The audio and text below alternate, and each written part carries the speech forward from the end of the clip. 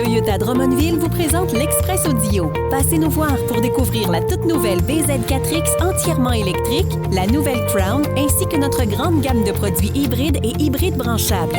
Venez commander votre véhicule dès maintenant. Toyota Drummondville, bien plus qu'un simple concessionnaire.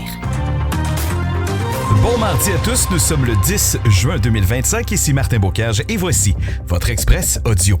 Côté actualité, tout d'abord, la nouvelle usine de traitement d'eau potable a officiellement été inaugurée hier.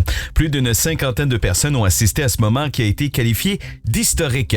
La nouvelle usine produit une eau dont la qualité, le goût et l'odeur sont améliorés.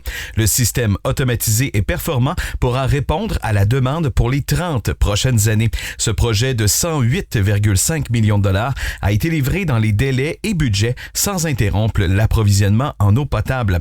La mise à l'arrêt complète de l'ancienne usine sera effectuée dans les prochains mois, le temps que la période de transition se fasse. Son démantèlement aura lieu dans les prochaines années. Près de 350 personnes ont participé au cours des dernières semaines à la démarche Vision pour imaginer l'hôpital de demain à Drummondville.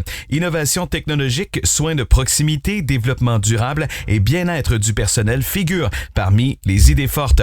La communauté souhaite un hôpital ancré dans son milieu mais tourné vers l'avenir. Le CIUS-MCQ lancera bientôt un sondage pour recueillir l'avis de la population.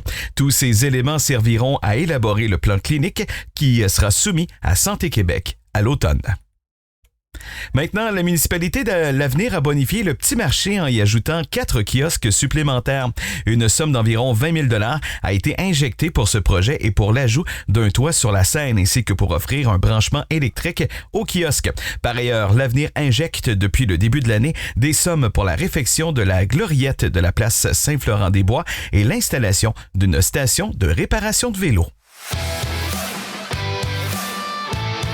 Voici les sports.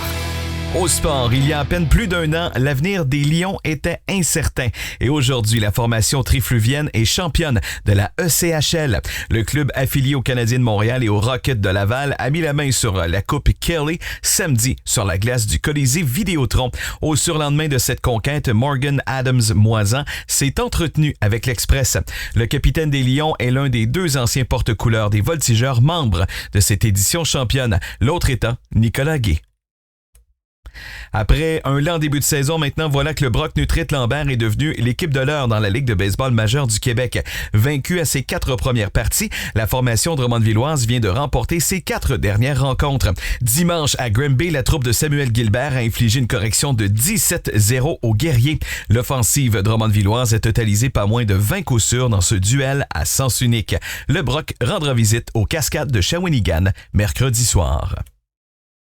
Il y a la franchise des Cascades Élites et du Canimex qui encadre le hockey masculin dans la catégorie M13 à M17 3A dans la région de Drummond et des Bois-Francs qui s'est démarqué de brillante façon lors du récent gala annuel de la Ligue de hockey d'excellence du Québec.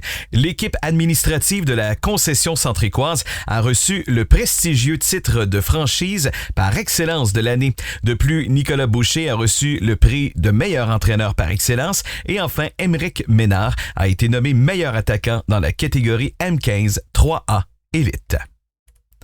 Et puis en terminant, la formation féminine juvénile de volleyball des Sénateurs du Collège Saint-Bernard a été nommée meilleure équipe secondaire de division 1 ou 2, tous sports confondus, lors du récent gala d'excellence provincial du Réseau du sport étudiant du Québec.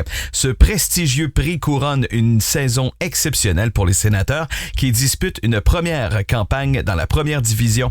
En plus d'obtenir une 2e position en saison régulière et une médaille d'or au championnat provincial, l'équipe s'est démarquée par son implication au sein de sa communauté scolaire.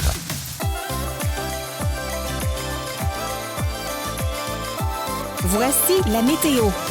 Côté météo, en ce mardi, des averses avec un risque d'orage en après-midi, maximum 21, humidex à 26. Par contre, retour du soleil demain mercredi avec 23 degrés et jeudi, un dégagement et soleil avec un maximum prévu à 21. Voilà ce qui complète votre bulletin d'information. On vous souhaite à tous un excellent mardi et on sera de retour demain avec d'autres nouvelles.